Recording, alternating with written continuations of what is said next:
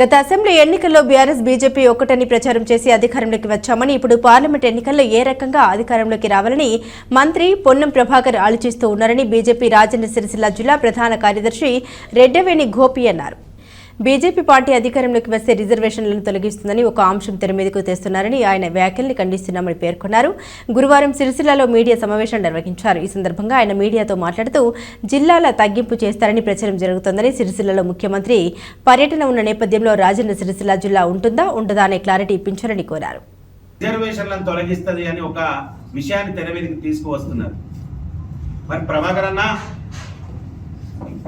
Bharatiya Janata party అధికారంలోకి వచ్చిన తర్వాత బీసీ, ఎస్సీ, ఎస్టీ మైనారిటీల యొక్క రిజర్వేషన్లతో పాటు ఓబీసీలో వెనుకబడిన తరగతులకు కూడా రిజర్వేషన్ కల్పించిన పార్టీ భారతీయ జనతా పార్టీ.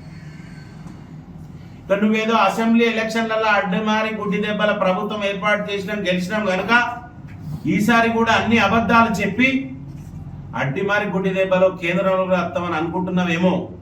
ప్రభాకర్ అన్న, ఉన్నాయి లేని అన్ని మాట్లాడుతూ ప్రజలలో నువ్వు చులకనవుతున్నావు, నీకున్న గౌరవాన్ని కోల్పోతున్నావు. ఒక మతాన్ని సంతుష్టీకరణ చేస్తూ వాళ్ళను ఓటు బ్యాంక్ రాజకీయంగా వాడుకుందామని మీ ఆలోచనతోటి మైనార్టీ రిజర్వేషన్లు పెంపు చేస్తామని మీరైతే ఏదైతే హామీ ఇస్తున్నారో దానికి భారతీయ జనతా పార్టీ వ్యతిరేకంగా ఉన్నది. రేపు ఎల్లుండి ఏదైతే మీరు రేవంత్ రెడ్డి గారి సమావేశంలో మా సిరిసిల్ల జిల్లా ఉంటుందా ఉండదా విషయాలను మీరే ప్రపోజల్ పెట్టినట్టు మాకు తెలియవచ్చింది కనుక దాన్ని క్లారిటీ ఇప్పించాల్సిన పరిస్థితి అవసరం ఎంతైనా మీకు ఉన్నదని చెప్పి భారతీయ జనతా పార్టీ నుండి డిమాండ్ చేస్తుంది.